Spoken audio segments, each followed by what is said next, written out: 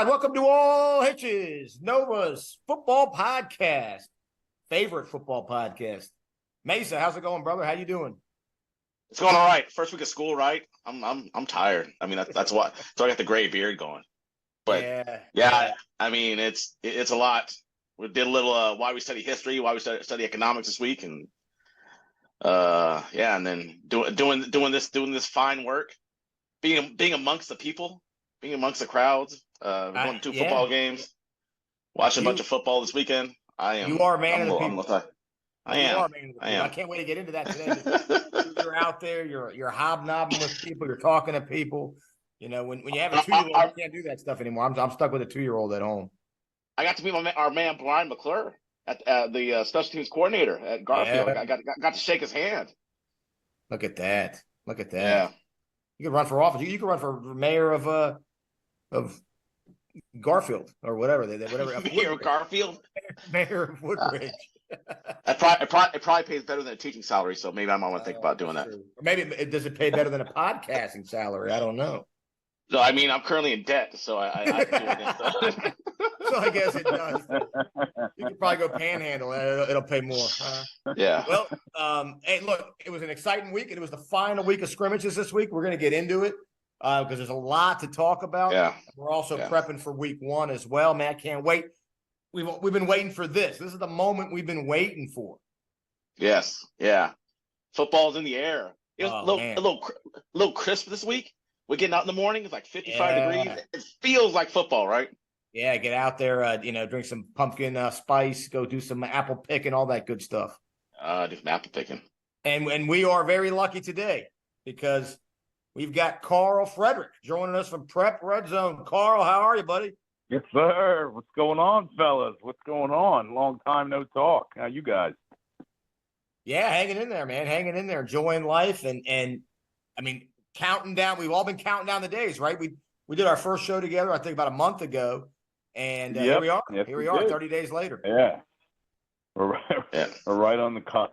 And you guys I was listening to the intro. You guys are right. This is besides the go back to school thing, which is going to make Coach Mesa go bald. You know, I mean, it's a great time of the year. We got football back. You know, we already got live action today, some stunners early on, and we had some high school action last night, scrimmages. I was at Hayfield scrimmage last night. Excited to talk about that. And, you know, you guys are right, though. This is a great time of the year. And you guys have been doing a great job leading up to it. And I think I think especially with the format we have now at the second scrimmage, right? We kind of get to see what these teams are, right? It's not the 10-10-10-10-10. That's kind of an awkward thing, and maybe like a couple drives. Like I think we actually get to see kind of who these teams are. And I was excited because there were some teams we get to see last week. I got to see that. I was pretty excited to see, and definitely there were definitely some standouts this week that I was like, wow, those teams. I think I need to go back and redo my picks. I think I might need to do my picks now. I mean, based on what I saw this week. No, that's cheating, buddy. That is cheating. Yeah, you can't do that. Cheating. But what I do want to know, Mesa, I know you've been looking at highlights. You've been kind of going through things a little bit. I know you're gonna put it out there on social media, but you're gonna give us the early tip on who could be the highlight of the week. Yeah. So Ethan Lynch is our highlight. Now let me say this: we did get a highlight from Victor Ordonez, I believe it was from Hayfield.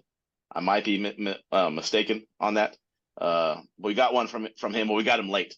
So those of you guys listening out there, we really do need it early. Our editing department does the edits around Saturday afternoon, and if we don't get you quick enough, we can't make the edit, which kind of limits what we can pick from. We got a lot of really good stuff in there. We got another one from our guy, Ty Action Jackson. We got one. I was there to see it live. I thought we probably ended up getting that one, and then we just got one. Probably I don't want to say like 40 minutes before we started recording from the quarterback from Edison. I'd actually watched that game, so I do remember that play. But it's going to go to Ethan Lynch. Ethan Lynch looks like the real deal. I'll tell you this much from that highlight. I know myself and Coach Dash watched it, and we were pretty impressed. And I know hearing about him, we were looking to see them play, and it's pretty much the only play we have got to see Fairfax. I'm sure we'll be able to see them a little more next week. But he is our highlight of the week. We have his edit done. But here's what we are going to do this week. We are also going to post the Hayfield highlight and see kind of what people thought, because I think it had a really good chance to be our play of the week. But we are also going to put in a confirmation of all of some other plays that we thought that are really deserving of this week as well. So everyone gets a chance to kind of get to see what everyone does. Because I saw our last highlight of the week, I think at one point had gotten almost 6,000 views on it. So I think for those of you guys who are out there who are listening, it's a really good chance to get yourself some exposure as well. And look, I saw, that Ethan Lynch run. Yeah. And for a second, I didn't think it was Ethan Lynch. I thought it was Marshawn Lynch, buddy. They call him Beast Mode. Maybe Beast Mode. I mean, he looks like a real deal. I want to see that now you said that. I want to see this clip. Is it up yet? It'll be on Twitter probably sometime tonight, if not by the morning. I think we'll try to get that in. With that beast mode talk, you got me fired up. Now I really want to see it. It's a pretty impressive run, and he can scoot. Like he's got the speed on him. Like yeah, he can. Yes. Yeah. That's accurate. He is going to be an issue in this year. And Coach Taylor likes to run the ball. We'll get into all of his stuff. I'm sure we'll be talking a lot about him throughout the year. Yeah. No, I can't wait to get into that. Well, highlight of the week and highlights of the week. I can't wait to see that on social media and Twitter and all that good stuff. But now let's get into the games of the week. All right. Let's start with, maybe the and for a lot of people, the biggest one of them all, right? Hayfield, Dunbar. Carl? Yep. The floor is yours, my friend. Guys. Yep. Yeah, absolutely. And I went out to that game, Hayfield. I was about a 15-minute commute over where I live out in Lorton right now. Had a great time, great atmosphere. Coach Overton, staff were very welcoming. But watched the first half, and they were facing a really good Dunbar squad. I just looked up their record from last year. They were 9-3 in the DC Public League last year. So it's not like they were facing nobodies like we talked about. Coach Overton and the staff, they'll play anybody, and this is a big test for them. And Hayfield, they looked the part. I mean, they had, looked like most of their full roster in gear. A lot of players impressed me. And in the half, again, I was only there until about halftime, and I saw it was 28-0 if you were counting extra points and everything too. And see Dunbar score once. And again, it was halftime, 28-0 over what is a good Dunbar team that probably will be good back in the playoffs again this year. I put it out there last night. You guys saw it. Hayfield. Now that I've seen them in person, I could say, confidently, there's 3 teams in Northern Virginia that I feel good about their state title chances. Battlefield. I'm drawing a blank on the Lake Braddock, of course, and Hayfield. I firmly believe that Hayfield is state title contender. Yeah. I saw it yesterday. I was impressed. Well, can I ask you something, Carl? So everyone's heard about, obviously, you have Overton at running back, and you have the kid they have playing quarterback over there.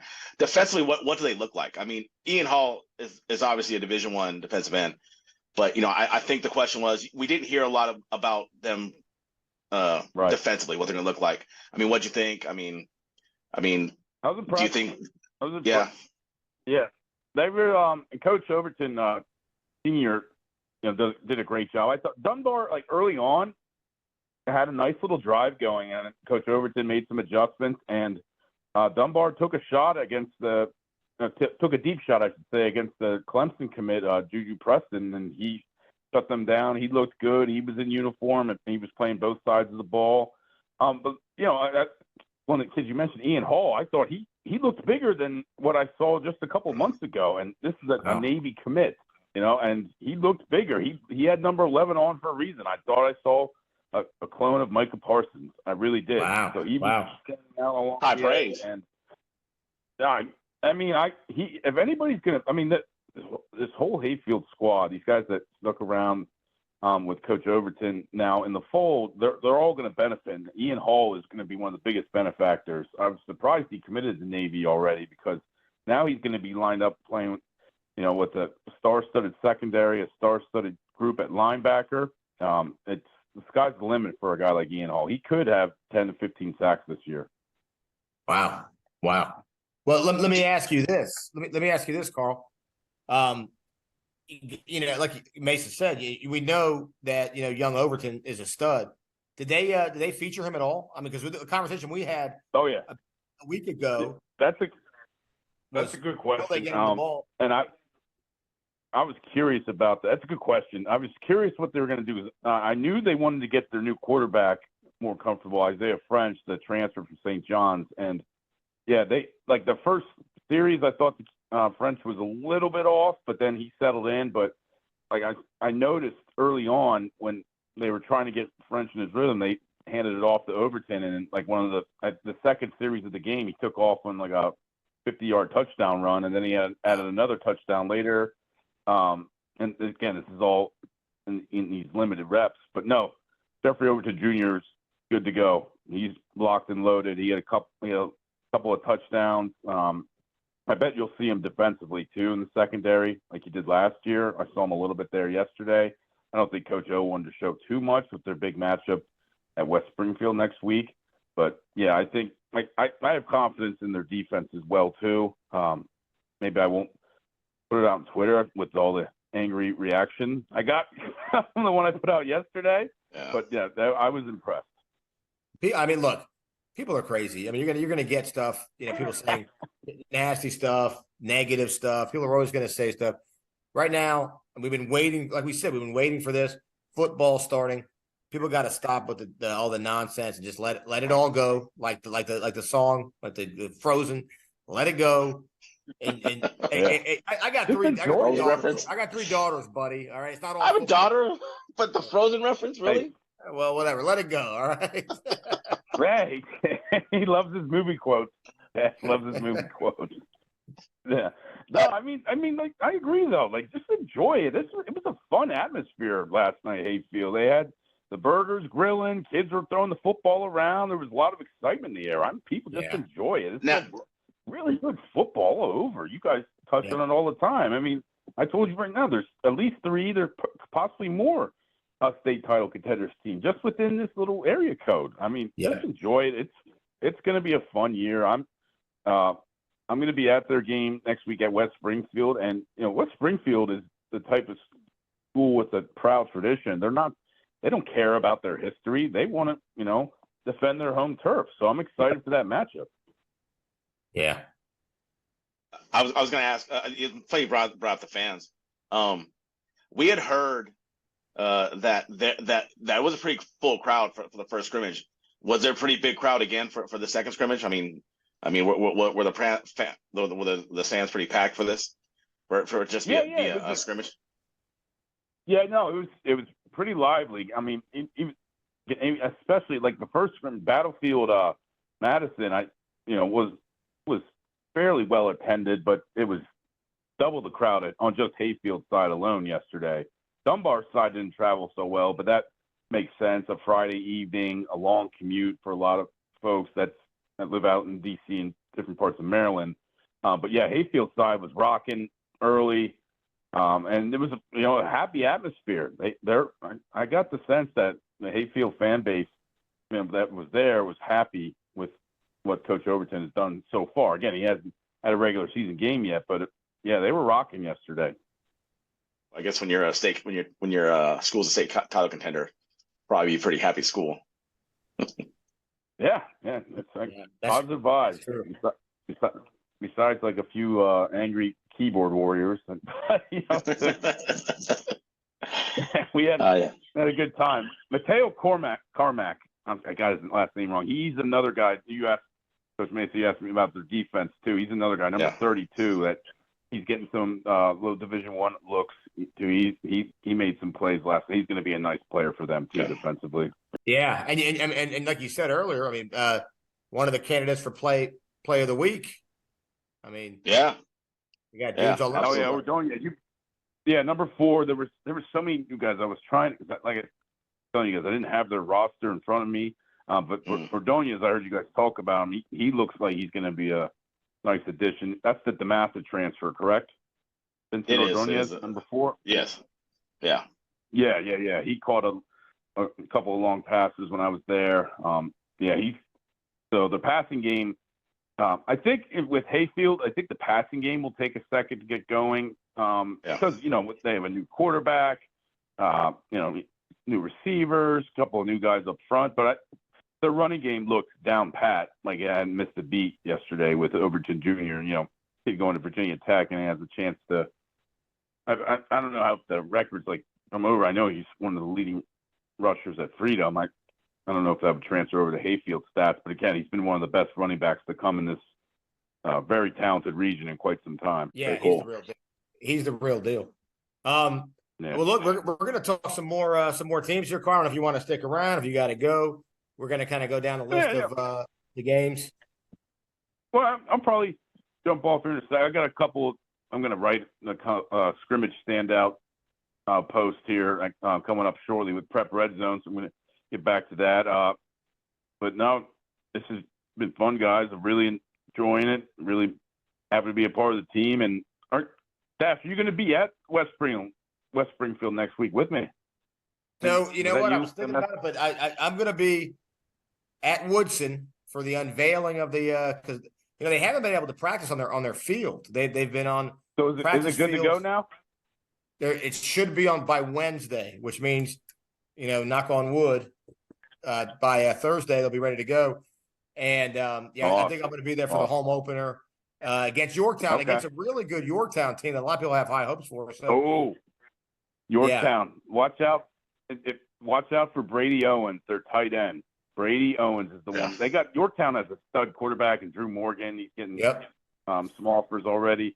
They got studs all over. Brady Owens is going to be a Division I football player. So they got Owens. They got Owens at tight end, and they got is it Triano? Yeah, I think they got like two. They're both gigantic. They're both like 6'5". Yeah, no, they're pretty loaded. Okay, yeah, that'll be quite the home opener for you guys. Dash, I wish you all the best. Yeah, no, it'll be fun. I mean, look, it's going to be fun. Like I said, not being on the active staff this year, but I'm around. I work in the building. I'm around. My daughter does social media and stuff for the team and does recordings and stuff. So awesome. And I'm an alum, right? At the end of the day, I'm an alum. So I'm always pulling for them. I'll try and go to a lot of the home games, at least if I'm around. All right. Yeah, I'll have a full report for you guys for this game. My opinion, it's the game of the week. Hayfield and West Springfield. That's a fun one. Yeah, I'll have a full report for you guys. I'll send you all the funny tweets I get after too. I'm sure there'll be a lot of them. Start blocking people.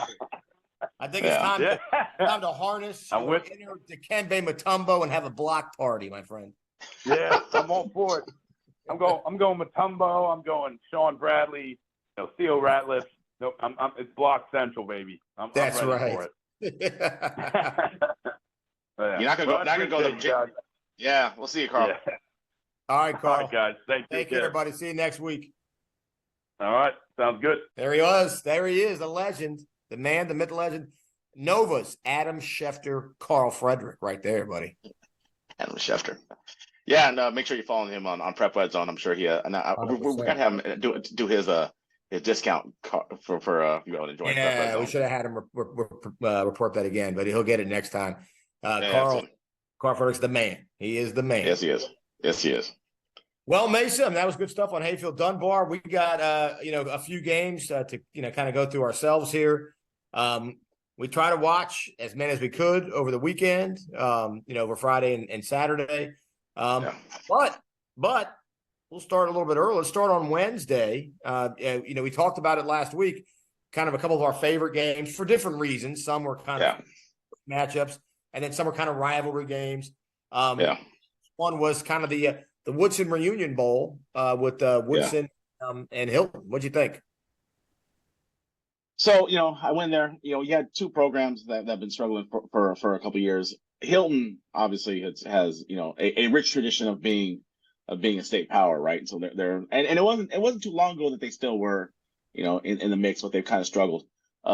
First off, I'll say this, and this is not to denigrate anybody who worked with Hilton's program the last few years, but you can tell there's a different vibe with Hilton.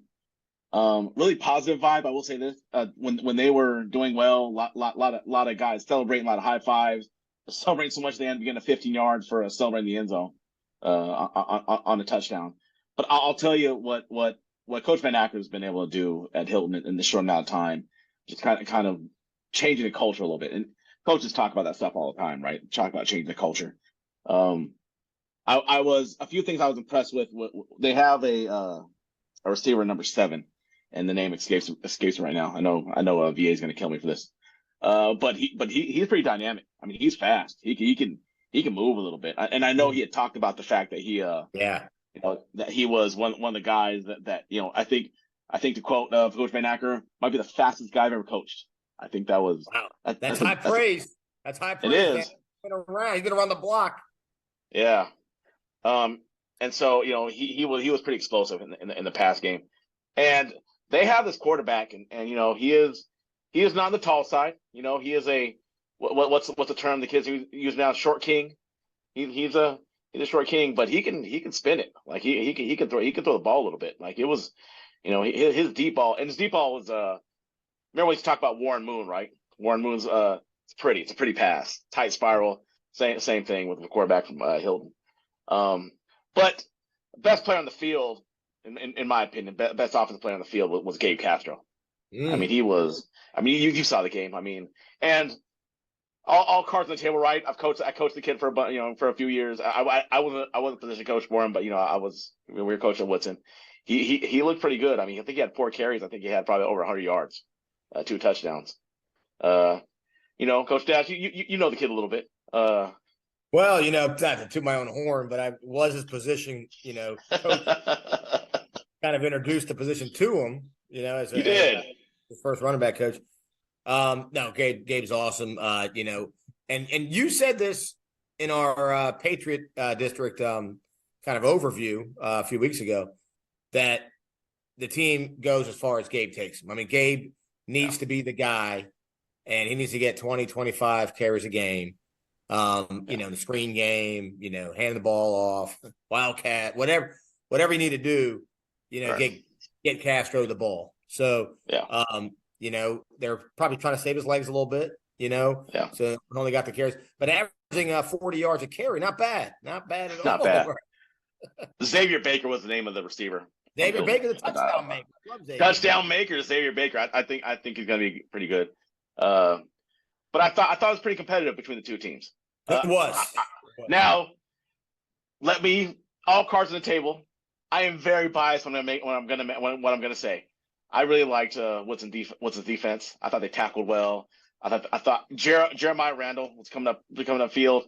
Yeah. Again, I'm talking essentially about my own kids. I mean, let's be honest. I coach those guys. I was Jeremiah's position coach, besides being the coordinator as well. But I thought Jeremiah looked good. I thought Trey Harper looked pretty good at middle backer. I thought he played pretty well. For sure. And the quarterback battle. I think the quarterbacks, they're kind of dueling right now. At Woodson, one guy was a quarterback last year, Andrew French. The other guy, Braden West, he's kind of picking it up this offseason. He threw a couple of nice balls too. I did one deep one to Nicky Smith, about a 50-yard, post. A lot of good things there. And then on the other side, I saw that throw you're talking about, the Hilton quarterback. Threw, it was a nice corner route, hit the guy in stride. The one thing I'm going to say, and Hilton, I think, won the scrimmage 3-2 by my count. I'm talking about before the JVs came in and all that kind of stuff. We talked about their running game, and we said, their season's also, just like Woodson's going to revolve around Castro, I think theirs is going to be how far does Logan Marshall take him? And Logan Marshall, outstanding young man, outstanding defensive back who's going to play the Division I level, right? Scholarship kid. I don't know what the scheme was going in and what the game plan was, how many touches he was going to have and all that. But, they probably want to see a little more out of him, I think, coming into week 1. I would say. Yeah. But I do think it's hard for me not to call him VA.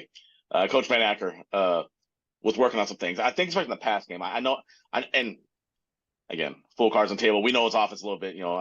We coached him before, but he was really working out his sprint out package a lot. Coach Van Acker likes to move the pocket. He does. He likes to move the pocket. He doesn't like his quarterback to the same launch point. So I think they're working that a little bit. And I think the same thing with Gabe, right? do you really want to burn out the guy who you're going to need, in down the stretch to start burning out his legs now, right? Probably not. And he looked really good, and I believe Coach Backer was in his single wing offense, and he got a couple touchdowns, I think, out of that as well. He got a touchdown out of it, so I think he looked good. But I know definitely, VA's been coaching a long time, right? And so I think he's not playing to win a scrimmage. He's definitely saving up what he needs to. Yeah, we did talk about that a little bit though, like any team, and not these two teams specifically, but any team, coming off a rough first scrimmage. You kind of want to, feel a little better about yourself going into the season opener. I think both Woodson and Hilton came out of this game feeling a little better than they did in the first scrimmage. Yeah, so, no, I agree. Kudos to them. Kudos to both of them. Yeah, absolutely. All right, well, second scrimmage you went to, because you were a busy man, kissing babies, shaking hands, greasing palms, running from there. You went to Lake Braddock. You went to Lake Braddock versus Garfield. Yeah, you love that. Yeah. Tell me about that one. Yeah, so I went there, and talking to one of the Coach McClure over at Garfield, he said kind of this was going to be a measuring stick, right? Lake Braddock, returning region champ, they're explosive everywhere on offense, and I think this is where, and based on what they saw, I think Garfield's pretty confident when they're coming in from. Herman Jackson, the running back, he's tall and lanky, and so just talking from coaching football wise, he has a big strike zone to hit. He's tall and lanky, but man, he is tough to bring down. I mean, he ran really well against a very well coached, a very good program in Lake Braddock. Yeah, sure. I know I talked to Doc or Coach Doc before the game, and they were only returning 2 starters on defense. So they have kids who need to get, and they need to grow up now, unfortunately, because Braddock, they're going to open the Colgan, and Colgan's a good football team. We saw them last week, but they have then the back-to-back Westfield Madison. Yes. So there's not a lot of time for them to grow up, but they have an excellent coaching staff. They've got a really good D-line coach, a Coach Crush, that we like a lot. And I think they're going to do okay. But right now, they're just trying to grow into themselves. And I think early on, they're going to expect for their offense. Now, just like the last week, there were some missed opportunities. The final score at the first half was 14-3. But 14-3 Garfield? Garfield, 14-3 wow. Garfield. Wow. Braddock is going into the end zone. They throw the pass. And I don't know. So another thing on the offensive wise, they were alternating series between Suris and Jackson. Yeah. Which I don't foresee them doing in the season. I don't know if that's maybe they are. I don't know. They have a better feel for their team. Right. They're alternating quarterbacks, but I think it might have been Jackson hit a long pass, and I don't know what it's from. And I don't think Austin played. I don't think Kai Austin played. I didn't see him playing. I didn't see the number 3. I think I saw number 3 on defense, but scrimmage jerseys. I mean, who knows? Right. That's true. But they hit a deep pass. The kid's going to the end zone, and he fumbles the ball going to the end zone. Touchback. What's going to be a touchdown for Braddock ends up touchback, and then Garfield drives the field, and I think gets their first score. It was 3-0. It was about to be 10-0. They're going to the end zone. It's fumbled. Yeah. And I mean that's the old 14-point swing. That's right. Which was interesting. I still like Garfield's defense. So I mean, Braddock was moving the football, but they were definitely having issues. I mean, those kids fly around. I mean, how about some guys that I'm wondering about the runaway beer truck? How about our man Bordeaux? He looked okay. But again, Garfield's really active on defense. But the other thing I will say is this is, we talked before about how these scrimmages work. It seems like Braddock was working on some things. Very much working their play action, sprint out stuff. Very similar to kind of what Coach Braddock was doing, but a lot of that. I think they were trying to look at these 2 quarterbacks. You have a senior and a junior who led you to a region championship, right? That's true. Yeah. So, you have these 2, and so you're really trying to get a final evaluation to know what you have coming to the season. So it seems like I don't think they're focused on the run. It seemed like they're focused very much on getting these kids to throw the football a little bit. I do want to say that's high praise for Garfield though. That's a big test. You're playing the region champs, powerhouse Braddock. Garfield's they're building something good over there. That could, I mean, we'll see. I don't know who they open up with. I don't know if you had that there. I mean, we're going to obviously. Braddock? No, Garfield. Garfield. I don't. I can look that up on the. I'll tell you what. That's nice. That's nice momentum to kind of head into week one, telling your guys, look, you put in all this work. You just took it to the region champs. Let's go ahead and keep that going. Yeah, I mean, and I know we talked about it in our preview. That Garfield was a team to look out for, and they look like that was your dark horse, I believe, sir. No, my dark horse was Hilton. Yeah, Hilton still could be a pretty good dark horse. I'm not. So Garfield opens with Unity Reed. Okay, and then almost identical to Braddock. They then play Gainesville Battlefield back-to-back weeks. Oh, wow. Yeah, it's tough. That's going to make them hardened and battle-tested, though, by the end of the year. Yeah. Right? Playing those things. Yeah. I like them. I like what I saw. I thought they looked pretty good. And I'm sure, that Braddock will figure out some we'll get those guys in the right spots. Those guys are battle-tested, right? The coaching staff is battle-tested. They've been playing good football for a long time. So I think. Well, and it's one of those things we mentioned a while back that when you win the region title, and Braddock's been good the last. I mean, you go back to Poitras and before that, but as far as Doc's been there, they've been a good team. They're always fighting for the conference and fighting for the region. But they won the region this past year. They are the hunted now. Yeah, absolutely. They're coming into someone's house and they're saying, "Hey, those are the region champs. Let's take them out." So, well, I think similar to what Garfield was saying, right? Here's our measuring stick. Okay, we got Bragg's week. Let's see how good we really are, because the expectation is Braddock is a creme de la creme, right? They are at the top, and that's how you're gonna, it's you hear about every time there's a really good team, right? When Chicago Bulls really good, right? When they came into town, that's how you knew where we stood at, right? Yeah, so I think that's kind of where they're at. All right, well, good stuff, man. I can't wait to see both those teams in week one. Yeah. All right, so what other games you got for us? I got a few that I kind of watched. You had a few that you watched? So I know the team that you really like. Yeah, buddy. That's the Oakton Cougars. I like Oakton. I like Coach Slay. I like Oakton. Woodson guy saying he's an Oakton guy. When it's like I wear many hats. All right. No, but it's true. When I'm doing this show, I try and do a good job of separating that, and we're talking all these teams, and I say I like this team or I like this team. That is not the me who is a dad, who has a daughter helping Woodson out, and that kind of thing on Friday nights. So I'm speaking as an analyst. I am an Oakton. I think I expect good things from this year. I know they're young, but I am high on them. Oakton versus Rockridge. In which, by the way, I'm glad you brought this game up first. Rockridge, if you're out there, I apologize. I didn't know. I don't apologize too often, Rockridge. So you do not apologize too often. That is not a lie. I said you were in Dumfries, and I apologize for that. Now I'm gonna have to apologize to Dumfries people next week. I apologize for saying that you guys were in Dumfries. You guys are in Ashburn. Okay, Ashburn's it's a nice area. I try to act like there was there's no one living out there. I didn't know where it was. And I'll say credit to Loudon. There's been so many schools built, over the last 5-10 years. I lose track of all the schools, man. So Rockridge is in Ashburn. Anyone who's wondering out there, they're in Ashburn. All right, let's get to the action. Oakton, Rockridge. Look, it's funny. I don't know if Coach Slay was listening to me last week. I'm sure he was not. But I said that their running game looks solid, defense looks solid.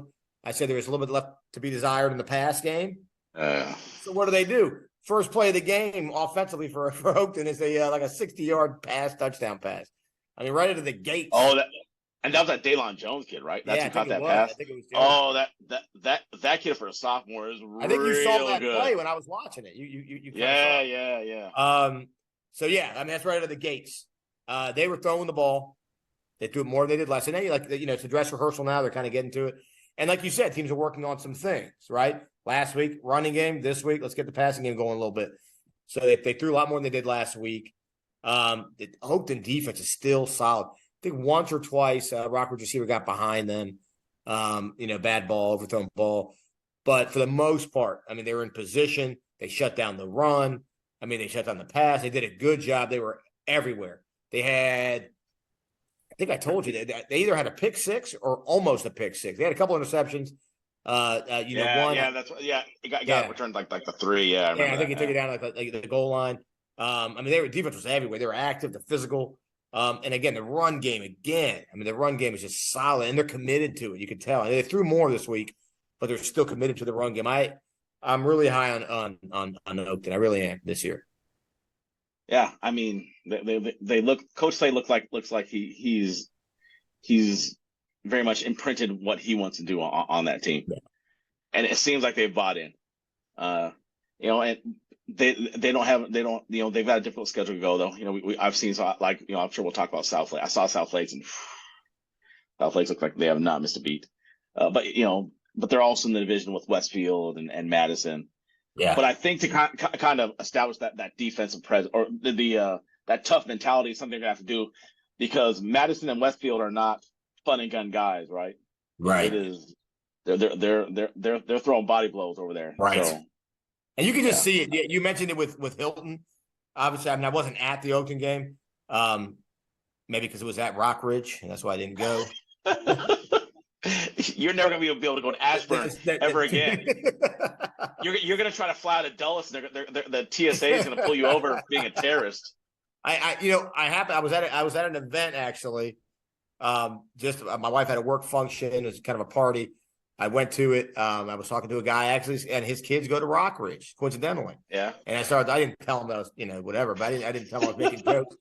But he was like, you thought he lived in the sticks? No, but he said it's a great theater program. He said, it's a nice school. He said, it's real, so there we go, Rockridge. But no, what I was saying, I didn't go to the game. However, like you mentioned at the Hilton game, I could just feel the energy on the Oakton sideline. You know what I mean? It was very positive. The kids were all, we're all in it, and you could just feel the energy there. So he's building something over there. He's definitely building something. No, I mean, look at Coach Slay's got him in the right direction, right? Yeah, buddy. All right, what do you got next there, Coach? So actually, what I want to talk about is a very big matchup. So we talked more about Madison, and I think Carl talked about Hayfield taking on. Battlefield played Dinwiddie this week. So essentially, you have 2 top 25 teams in back-to-back weeks. Now, Dinwiddie is a 4A team. I looked that up. According to Max Preps last year, they were still the 22nd ranked team in Virginia. They were the top 25 in Virginia. So the scrimmage early on was kind of a defensive showdown. Not a lot of offense. They both kind of struggled to gain momentum.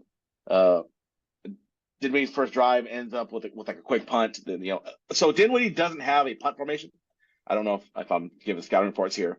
They seem to punt from their they look like going for it every time. Very much Dallas Carter from Friday Night Lights. Yeah, where they make it look like they're going for it, so it makes you have to kind of play defense.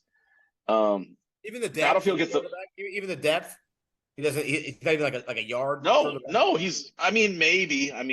But if you're on the field, it's really hard. It's not like he's 15 yards deep. Yeah. Maybe he's an extra yard deep. But if they're lining up on it, because they're really explosive. So Battlefield gets the ball. First play, 53-yard touchdown off the bat. Hold, has to come back. They then end up having to punt the football. Dinwiddie eventually hits this big bomb. They hit this bomb. It's about a 46-yard touchdown to take a 7-0 lead. And that was kind of the key of the first half. I think that was it. I think you only had 7-0 at the first half. Battlefield's D-line with Binkowski. Man. Ooh. And I think they have 2 corners. One's going to Pitt and one's going somewhere else. Yeah, 2 Division I corners. They got 2 Division I. To go along with 2 Division I defensive linemen. I mean, you have 4 guys. That's crazy, man. That's intense. Yeah. And the Mike backer, right? The middle backer. And you got Blackstock at backer. I mean, they're defensively, they're going to be an issue. Now, Dinwiddie obviously exploded, gets a huge time, but I think that may be the key. The key. That's really weird to say this, is you're going to have to hit them for big plays, because I don't know how you drive the field on those guys. Right. I don't know if you can grind the field against someone that good. You have to find, as soon as they give you the opening, you've got to take it, right? Right. We talk about boxing, right? If you have a great defensive boxer, as soon as you get that one little opening, right, you've got to hit him. You got to hit him hard, right? You've got to take that one shot, get that, because you may not get that again. So I think that's what's going to happen with Battlefield. Both teams kind of struggle with turnovers and penalties, stall drives, really kind of didn't really get any kind of offensive rhythm. Battlefield throws an interception, and Dinwiddie a lot of penalties, it seems like, on both of them. But even with that pressure though, Dinwiddie, and I know they're not in our coverage thing, but they seem to be able to handle it a little bit by able to throw it. A lot of missed opportunities. At one point, Battlefield, I think, gets a really short field, and they end up going for it inside the red zone. Now, regular season, do they do that? I don't know. You think to yourself, working on things, I think sometimes you're like, let me see if we can get fourth down. And I think it was probably like 6 to get in the end zone, as opposed to kicking the field goal. Regular season, they're playing a big game against some top like that. They make it the field goal. But I thought, that they looked, they looked the role. Dinwiddie obviously is a power, much like Stonebridge, right? Stonebridge could play 5A football, right? Well, Phoebus? They're 5A, but yeah. I'm sorry, 6A football. Phoebus, right? Phoebus is another school, right? Phoebus plays 5A, I believe. Yeah, I think all those schools. I mean, your powers like that, they just have smaller numbers and less depth, but not always, but a lot of the time. Well, and I'm sure at some point, maybe in an offseason, we might talk about this, of the fact that school size doesn't really matter as much anymore. With the amount of training kids get nowadays, at one point, that was a thing. I come from California, where they realized that's not a thing. Right. School size doesn't matter nearly as much anymore. But it was my first time. This is my first time ever watching Battlefield play. Period. I'd never seen. I'd heard rumors. About Battlefield. I heard that they were one of the preeminent programs in Prince William. And I think for the last 2 years, the only team they couldn't beat to get out of the region was Freedom. Right. And our understanding is that Freedom may not be as good this year. We don't know, because we have yet to be able to see them play. But I think, although we have heard some reports about other teams, well, that we haven't got a chance, right? We've heard heard some things. We've reached out to we got no response. Well, Gainesville, we did do a write up on. We did a write up on them on the website, but again, 4 defensive guys going to Division I is. Oh man, yeah. Well, you said it with the boxing analogy, right? Someone's defense is that good, and they're that fast, and they got that good of a jab. All of a sudden, you got to take some chances, right? You got to take some. You might need to take 2 or 3 shots, right? Give that one shot, and that's the thing. Our team's gonna be willing, if they're having a hard time running the ball, and they're kind of a ground and pound team, let's say in the playoffs, right? There's a certain team in Cardinal, right? That's ground and pound, right? That's favored to win Cardinal, right? Are teams like that gonna be able to say, hey, look, we got to take some shots. We got to try and throw the ball. It's not what we do. Right. Very much like they didn't win the game, but I thought Herndon in the playoffs last year against Westfield, they started throwing the ball in that game. They had a little success doing it, but it was kind of getting out of their comfort zone. And you have to do it sometimes. Right. And with a team that good, right, when they give you that opening, you have to take advantage of it now, because you may not get that opportunity again. Right. Floyd Mayweather, right? Floyd Mayweather, really good defensive boxer. When you have him, when you've got him stumbling, you better take advantage of it, because you probably won't be able to see that again. And with that defense, I thought, Battlefield looked the role. Two teams I've never seen play before. I had to learn a little bit about them, but that defense is for real. All right. So what else we got? What other games you got on? So you brought it up. You said you watched a little bit of Herndon Annandale, or you heard about little Herndon Annandale? I did. No, I watched it. I talked to one of the coaches. I also watched it on NFHS. It's the first half. couple things. I mean, a little. I mean, and you get these matchups every once in a while. It's I mean, it wasn't evenly matched, right? I mean, Annandale, and I like what Coach is doing there, but they're kind of coming along, and he's building the program right slowly. I think he's coming in year 2, right? Is it year 2 already for him? I think it's year 2. And Annandale, yeah, it's year 2. Yeah, last year was first year. He's trying to build a program, and and he's doing it, trying to do it the right way. But Herndon, like we talked about, they've gone through that already. Right. Herndon's looking at a region. Right? It's region or bust. That's what Herndon wants. Yeah. And so two teams are not in the same place right now. Herndon, big play early on. They run the option, touchdown, big play. Annandale did answer the very first play. Next possession, boom, 70. That running back in Annandale. And we got to figure out that young man's name. Go ahead and tweet at us. Let us know his name. That Annandale running back, he took it 70 yards. Looked like a young Christian Okoye, this kid. Oh, man. Nigerian nightmare, huh? Oh, man, this kid was running all over people.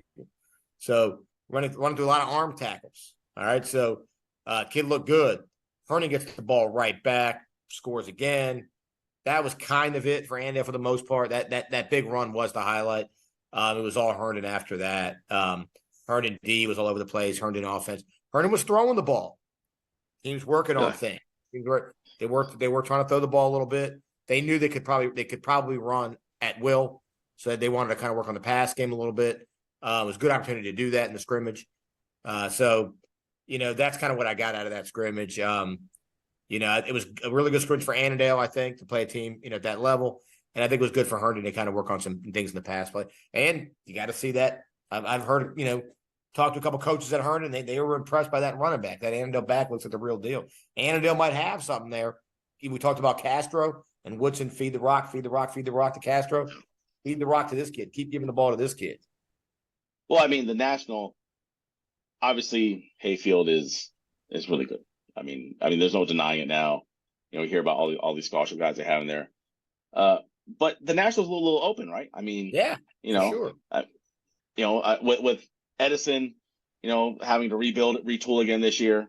Now I know we talked a little bit about how much you like Mount Vernon, but you have a lot of teams that are kind of trying to fill that void.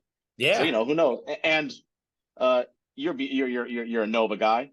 Annandale has football tradition, right? Football tradition, running back tradition.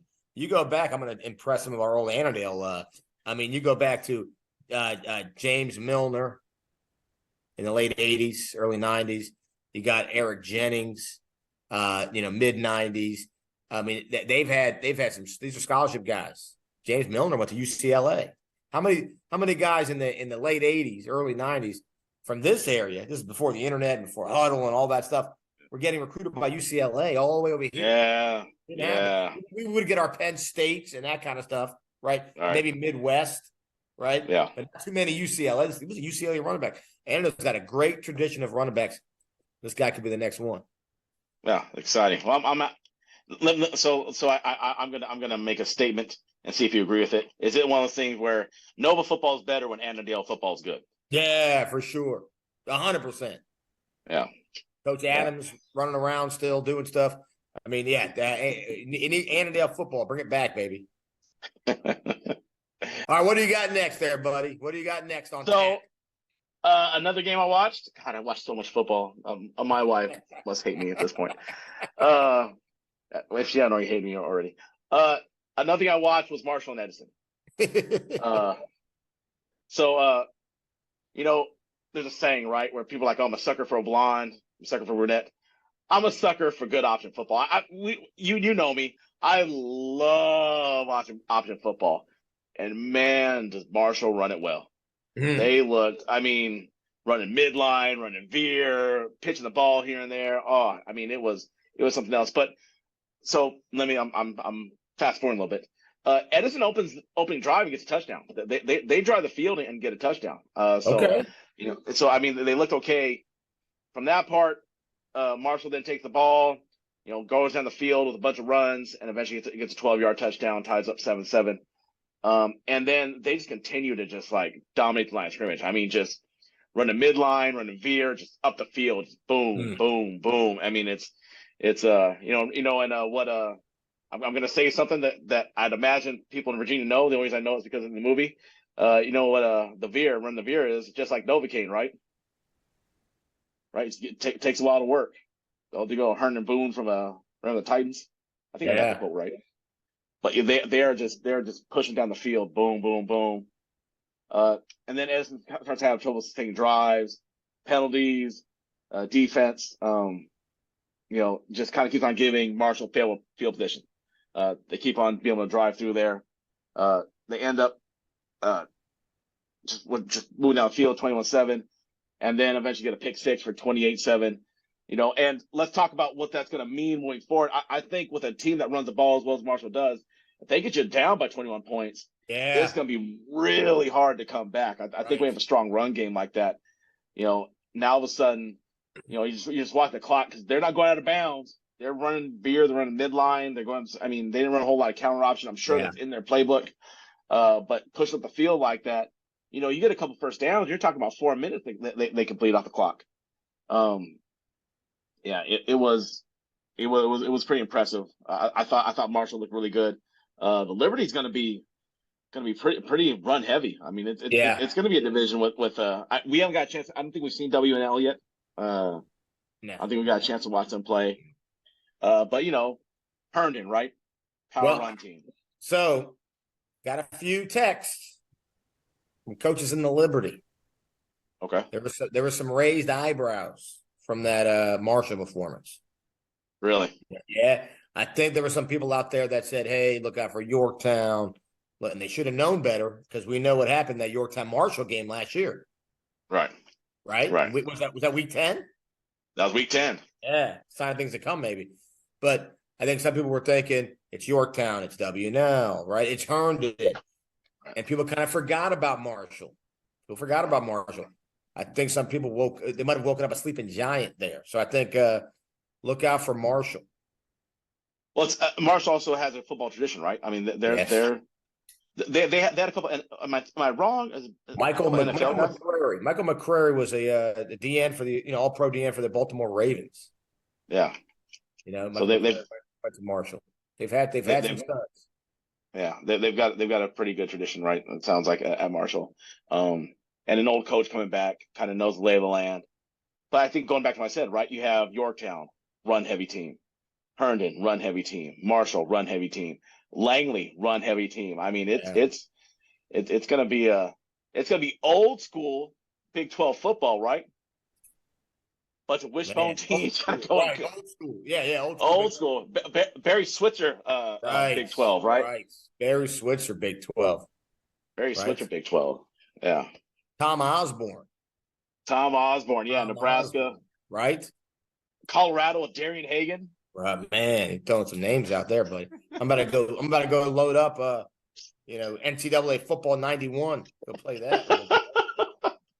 Back when it was was it Deion Sanders college football first, or was it Bill Walsh? I think it was Bill Walsh first, then Deion Sanders, right? Deion took over the Joe Montana series. Oh, did he? Yeah. Yeah, because I know it was Bill Walsh college football. Yeah. I remember playing it and being like, "Oh my God, you can run the option," because I love the option. You know why? Because in high school we ran the veer. We ran the veer. There it is. Yeah. Now, I'm going to talk about a game here before I get into that game, because you mentioned Liberty and you mentioned, we got some reports from people who were at the game. The game's not on NFHS, at least it wasn't as of a couple hours ago. The Langley game versus Fairfax. Yeah. So unfortunately, there were some highlights. Obviously, we saw young Ethan Marshawn Lynch's highlights. But apparently, from the reports that we got from people who were there, it was a big win for Fairfax. Some reports were 5, 6, 7 scores to 0. I don't really know because I wasn't there, but I'm going by reports. We got people who were there, and they also said that it was a pretty formidable looking. Not that Langley was bad, right? Fairfax looked that good. That's what And we had seen Langley last week, right? I mean, Langley looked like run-wise, they should be ready to go. Yes. And well, that's what's so jaw-dropping about that game. It's not about Langley. Langley is a solid team. Yeah. We just talk about Marshall being like, look out, here comes Marshall and Liberty. Yeah. Is it look out Braddock, look out Patriot? Is it here comes Fairfax? We're going to find out. But I don't know if it's. I mean, you're talking about a team that was back-to-back region championship games. I think that. You know what, buddy? I don't know it's my dark horse team. I think you're just jealous that I picked up my dark horse. I'm cashing out. I'm cashing out my money at the MGM, baby. I'm cashing it out. It's right now that ticket's paying out, and I'm just going to cash it in right now. It's paying me out. You're getting the cash out now. That's right. That's right. I'm taking it and running. All right. Not that we're advertising gambling, advocating gambling, right? We are not advocating gambling at all. It's monopoly money, fake monopoly money. All right. So Robo Westfield. I told you that there was a few games. It was the Hilton Woodson game, the storyline games from this week, as far as kind of fun stuff. There might have been nothing better than this as far as storylines. I mean, this was like kind of bizarro world, actually. When you really look at it. When I was watching both teams, and what I mean by that, I'm watching both teams, and I'm watching. It was uncanny. I'm watching Robinson with Westfield coach on the sideline, a former Westfield coach, and Coach Blair running the old Westfield offense in Robinson uniforms. And then I look over, and then Westfield takes the field. I'm watching the former Robinson head coach, running the former Robinson offense, wearing the Westfield. Yeah, that's weird. So just kind of fun in that regard. Now the game itself, it was dominated by Westfield. I watched the first half and probably a little bit more. I think the first 2 or 3 possessions for Robinson, they had turnovers. On their side of the field early, unfortunately. I think there were 2 fumbles, interception. Decent defense by Robinson, though. And we talked about this in their preview a couple weeks ago. They had a strong defense last year. Yeah, I like their defense a ton. And I saw last week. And they did a good job. I mean, they get because of the turnovers, they were put in bad situations, right? So Westfield did score.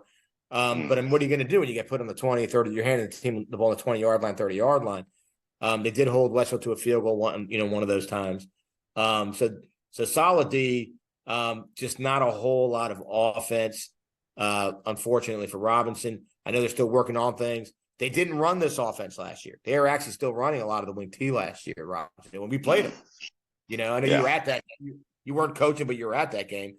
And they had kind of gone back to running a lot of the old Robinson stuff at the end of last season. Yeah. If you remember. It looks like this year they're not. He's put in a new offense this year, what he wants to run, and it's going to take a little time. It's going to take a little time. Now you said that Robinson offense struggled a little bit against Westfield. It did struggle. Now let me ask you this: because they're running their offense that they've seen for the last few years, I wonder if they felt comfortable seeing it because they're like, oh, we practiced against this a ton. I wonder if there's some You're probably not wrong. The Westfield defense, they bring back the same defense, same team of coaches on that side of the ball. You're right. I mean, I think, if I'm not mistaken, their offensive coordinator of the last several years, who's also their Hall of Fame coach, is also on the defensive staff now for Westfield. Yeah. So, I mean, so essentially you're saying they were running his offense. Right. Right. I mean, it kind of. I think that probably helped, Westfield a little bit there in that regard. Again, I just think Robinson, and look, they got good kids there. They got hardworking kids, hardworking coaches. They're going to figure it out. They'll figure it out, right? Well, they were in the playoff mix last year. They had a slow start last year, and by the end of the season, they were in the playoff hunt there. Yeah, well, they did, right? They figured it out towards the end of the year, and they got progressively better. It seems like Coach Blair over there is. But also he's trying to make the program his own, right? I mean, it's going to take time. It's going to take time, absolutely. It's going to take time for sure. But I do want to say for Westfield, we talk about you were at that scrimmage last week, or you watched that scrimmage rather last week. Yeah. And it was a little kind of inconsistent, a little bit. Much better this week. And we said, we talked to Coach Foster last week, and he said, we're doing the right things. If I can sit here a week from now and say we were better than we were last week. That was a better Westfield team this week than they were last week. And if they keep doing that, look out by the end of the season. That's the team that's going to be one to watch out for. Yeah, they're definitely playing for the postseason, right? Yeah, for sure. Yeah. All right, buddy. What All else you right. got? What else you got over there? So I watched McLean Justice. McLean Justice. Yeah. I did not watch McLean last week in their scrimmage, so I felt That's really right. guilty. That's right. You had to watch him. You had to. I felt really guilty, and they looked really good. They jump out to a 14-0 lead against Justice. Justice had a lot of bad snaps, penalties. Their offense, stalled a few times, just kind of put them really some different situations. Sacks were a problem for them. But Justice ends up driving the ball downfield, and then they score to cut to 14-7. And then the next kickoff, and had this been a regular game, McLean special teams returns kickoff for a touchdown, cut it to half, and then all of a sudden, boom, they hit him again. McLean's offense looked really efficient. They move pretty quickly. But it looks like from what we had heard about Justice, we hadn't got a chance to see it, but we had heard that it was tough sledding a little bit for them. They had some issues last week against AC. Right. But it looked like this week they've seemed to firm some things up. McLean's a good football team. I know they have a lot of expectations of what they're going to be able to do this year. McLean kind of demonstrated really a strong defense, and Justice struggled a little bit with their execution, but that's to be expected. Coach gets hired in June, right? So I think implement the things that he wants to do may be difficult. So I think that could probably explain for some of the missed snaps and then the breakdowns in protection. Right. Yeah, but I thought McLean looked good. I thought McLean looked good, and credit to McLean, right? I mean, you're up 14-0. Kind of feel good, cuts 14-7, and boom, they come back and hit a kickoff return for a touchdown. So I thought that was pretty impressive. All right, yeah, you're good, McLean. I mean, and McLean coming off the historic season, looking to kind of show everybody that it wasn't a fluke. So good for them. Yeah. Now was that it for the games that you saw? No. I watched. I told you I'm watching a lot. I watched West Poe and South Lakes. Yeah. So here's kind of my thoughts of it. One, I know the thought, there was, what is South Lakes going to look like to graduate a lot of guys? And man, they are still explosive on offense. They are still really explosive on offense. They end up getting two quick touchdowns. They get a 14-0 lead or West Potomac. They had this big 26-yard run. West Potomac is kind of still struggling a little bit on offense. And then they get a block punt. Boom, they make it 14-7. And then similar to the McLean game, South Lake takes the ball. It's a 75-yard touchdown pass. Wow. So yeah, it was pretty. So big good play, South Lakes team, huh? Big play. Yeah. Wow. They also get another 43-yard touchdown run. They had a 43-yard touchdown run as well. But West Potomac also then hits another 70-yard touchdown pass. So it starts to become it becomes a barn burner, a real barn burner. Good old-fashioned barn burner. Good old-fashioned barn burner. With some really explosive offense. I think it took a while for West Potomac to kind of get their feet. But you get that block punt, right? I remember I coached for a coach who used to tell me there was like a percentage. If you hit a block punt, like your percentage of winning goes up exponentially. And I think that was the big thing. When you're struggling to get your special teams to kind of make a big play for you, I think it's kind of huge. Had this been a regular season game, I think it'd been pretty exciting. I mean, all of a sudden now you have these two teams that are taking, big, going back to our boxing now all the time. Now they're taking haymakers at each other, right? Oh yeah, they're in the middle of the ring and they're throwing it. Yes, I know we had talked a little about where was South Lake's going to go from graduating all those things. It looks to me like they haven't missed a beat. They are not. Wow. I mean, they're pretty explosive offense. Although we had heard that their JV team was pretty good. We had heard that's true. Heard that their JV team was pretty good, and it looks like Coach Hescock over at South Lakes.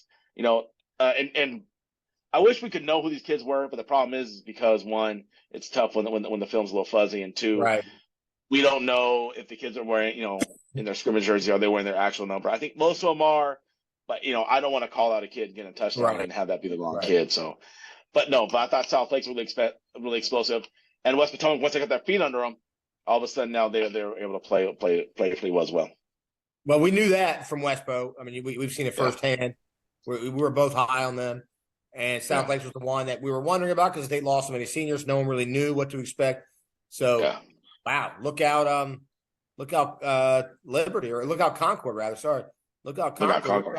Here comes South Lakes. Yeah, the Seahawks. Wow. That's impressive.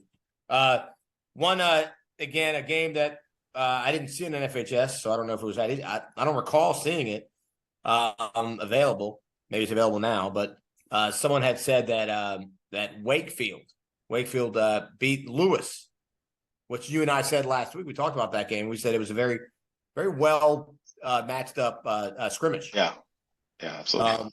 Wakefield won 39-6, according to. Oh wow. Well, I mean, I'm after Wakefield's, the last couple of seasons that they had, especially I think they had an 0-10 season, right, a couple of years ago. Yeah. Well, I'm glad that program's turned around, Coach Martin. It's good. It's good. It's good for the kids. One of the largest schools too in Virginia, right? Wakefield, one of the largest schools population wise. I did not know that, but I believe that. I did not know that. Yeah. Is it really? I think so. Or maybe I'm just making that up. I don't know. You're making that up. I don't know. But I think they are one of the largest. Could be. I'm gonna look that up later. Outstanding. Yeah. So, is that it? We're ready, aren't we? Yeah, we're ready. Wow. Well, after all the previews and all the breakdowns and all the interviews, all this stuff, here we are, my friend. Next week's show will be breaking down the games. Week one games. Now we're going to highlight a few games. It's not going to be like we've been doing with the preseason, where we try to watch all of them and kind of cover them. We'll try and be a little more in depth on a handful of games. And we'll kind of talk about which games that's going to be. When the next show comes out on Wednesday night. Well, like we always do about this time, because only you, me, and Coach McClure are probably listening at this point. Again, Carl Fredericks, sir. Carl Fredericks, also apparently Mike Farrell, the king of Mike college Farrell. recruiting. Mike Farrell's a fan. I'm flattered. Mike Farrell is like the godfather of all this stuff.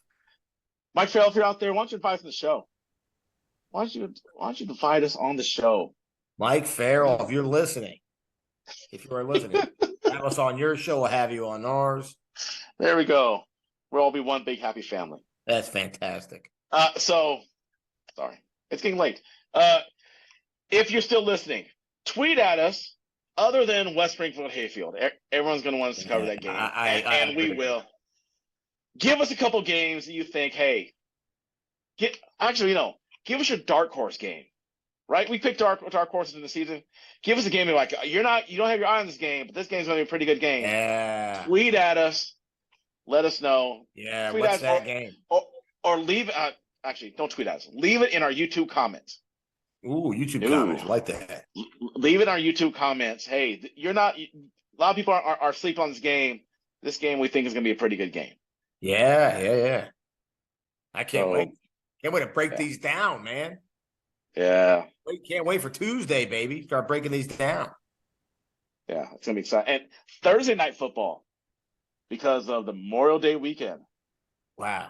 Oh, I'm sorry, Labor Day weekend, not Memorial Day. I'm still stuck in summer. Yeah, it's okay. It's okay. Labor Day weekend. Yeah, Labor Day weekend. So tell us. We're getting tweet at us early. Let us know. Hey, cover this game. This game is the one. Yeah. Right. I'm gonna start looking over the schedule right now and see what my dark horse is. I'm gonna tweet that one out. Oh, that's a good one. I'm gonna tweet that one out. Well,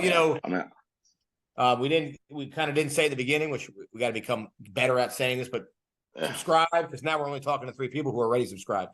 But if you're listening, subscribe, like, share, all that good stuff. You got to do it. You have to.